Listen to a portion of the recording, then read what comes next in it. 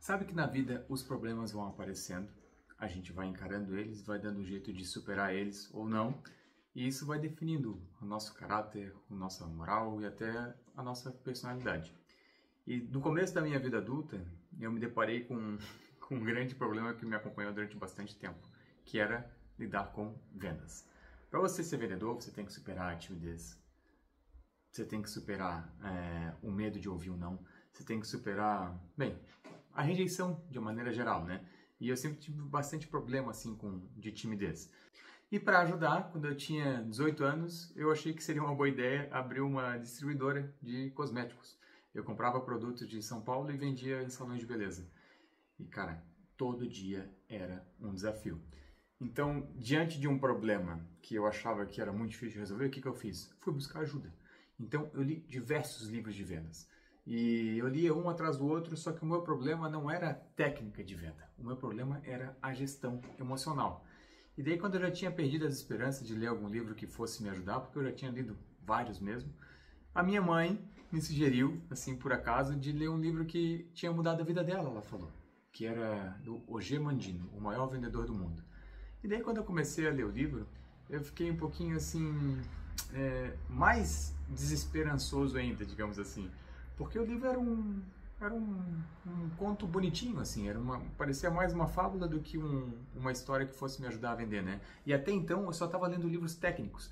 Então, de repente, ler o que parecia ser, sei lá, um romance para me ensinar a vender, eu achei que não ia chegar a lugar nenhum, né?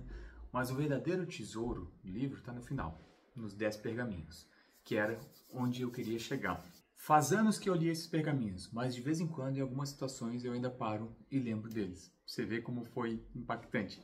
Esses dias eu estava viajando para um cliente que ia ter uma reunião importante e eu por um momento pensei, pá, e se der errado, né? Pá, se der errado vai ser muito ruim e tal. Comecei a pensar nas consequências. Daí eu parei e pensei, eu rirei do mundo, que é uma das frases que você tem que ler com frequência lá nos pergaminhos, né? Independente do que acontecer, se é uma coisa boa, se é uma coisa ruim, se é uma coisa inesperada ou previsível, eu vou rir, né? E essa frase, o que ela faz? Ela faz a gente aceitar as coisas que acontecem na nossa vida, né? É como quando eu rezava com muita frequência o Pai Nosso, pensando na parte do seja feita a vossa vontade. A gente não pode controlar o que acontece conosco. A gente só pode controlar como reagir ao que acontece conosco. Eu já falei isso algumas vezes. Então, a parte que a gente pode controlar é como reagir. Então, que seja com leveza, que seja com aceitação. E é engraçado que a gente vai passando por algumas situações que acredita que os problemas são muito grandes, né? Eu gosto de dizer que são os problemas de fim de mundo. Tipo, se tal coisa acontecer, vai ser o meu fim do mundo. Vai ser uma loucura, né? Eu não vou conseguir superar isso. Mas a gente passa por diversas situações na vida que a gente achou que ia ser o fim do mundo e não é. A gente consegue lidar com isso. Tem uma frase do Mark Twain que fala: eu tive diversas tragédias na minha vida e algumas delas, de fato, aconteceram. Ou seja, 90% das tragédias que a gente acha que vão acontecer, não acontecem. Elas só acontecem na nossa cabeça.